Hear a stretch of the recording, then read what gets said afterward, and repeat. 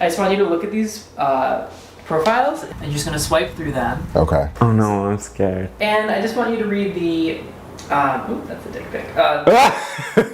These profiles. I've curated a few. Sure. Vanilla or spice? No chocolate nor rice. Oh. Well, that's just mean. What is spice? Hispanic? Puerto Rican? Goodbye. Don't ask what you into or what you looking for. It pisses me off. No Orientals. Intelligence welcomed. Ironic. Is that even an option though? On Grindr? Like Oriental, like check? Friends and maybe dates, no partnered guys. And Asians, please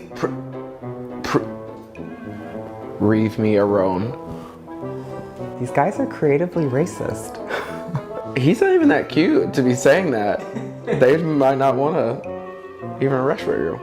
Okay. I'm white and attractive, so sorry. But if you're anything else, anything less, i.e. not white, you're not worth it. Just a preference, sorry. Is there a block all black button?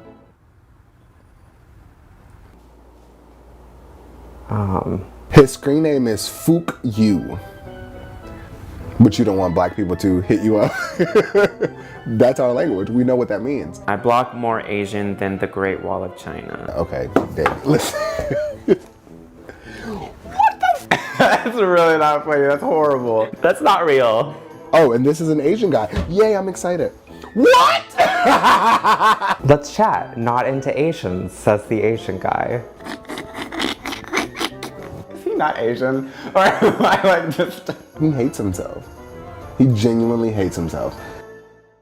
How do you feel about what you just saw? Well, I have a lot of feelings about it. You don't have enough film to film out my feelings, but I'm gonna give you just a few of them, okay? As a darker hue of black person, white guys never hit on me. I've had people say to me, Davey, you're so cute for a black guy, which I think is the most ridiculously rude thing. If you're out there, don't ever say that to anyone. Or if they do hit on me, it's sort of fetishism. They would always ask me like, where are you from? Are you from Nigeria? Like, what African country are you from? And I'm just like, I'm from Detroit. I'm 1/4 Japanese, 1/4 Puerto Rican, so I'm half ethnic. People have told me that it's okay because I don't look it. I've dated people because of that. I feel like that's wrong too. It's just like, I'm not gonna forget my family's legacy, who they are and how they got here. Do you think that when someone writes no blacks or no Asians, do you feel like it is really just a matter of preference, or does it feel like it's something more? Oh, I feel like it's something more when they say no this or that. Your preference, you can have a preference. You can have a small dick preference. I have big dick preferences. I only like big dicks. So I get that. It's a preference to be like, I'm into muscular guys, I'm into thin guys, I'm into hairy guys. There's hairy Asians, there's no hair Asians. But I feel like blocking out a whole ethnic group, I feel it is wrong. It's racism. The segregation within our community by race is absolutely hurtful, and I don't think the no blacks, no Asians, that type of profile language is helpful. As a minority, if you see things like that all the time, it can kind of be taxing and like f up your self-esteem and like how you feel about yourself. So I do think it would be better if people wouldn't write things like that. But I also wish people like cared about themselves enough to know that anybody that writes something like that is an idiot and like not worth their time.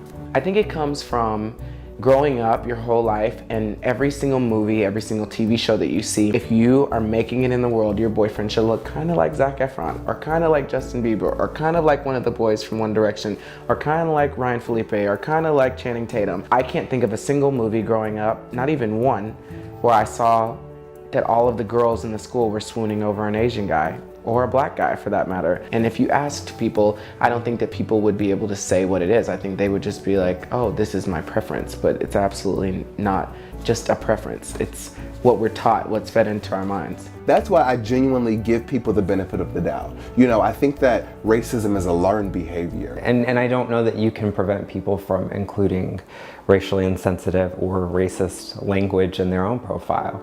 It's just something we can, you know, kind of influence by discussing it, I guess, how we're doing now. But there's a little Broadway musical called Avenue Q that says everybody's a little bit racist sometimes. And I think in order for us to fix this situation, we'd have to start from the root of the problem.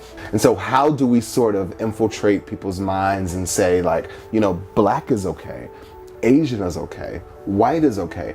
We're gay men and we want to be loved because ultimately we all just want to love and be loved. So why can't we focus on that part instead of our race? You have no choice but to be influenced by the things that you see and the voices that you hear and the things that you read and the things that your friends and other people that are around you say and how they act, and everything affects us. So let's let this video affect us in a positive way and not be hateful, but just moving forward, try to redefine beauty and in their mind, like see it as something other than Zac Efron, who's gorgeous, by the way. But Zac, if you're watching, you could still get it. I'm just saying. But so could Chris Brown.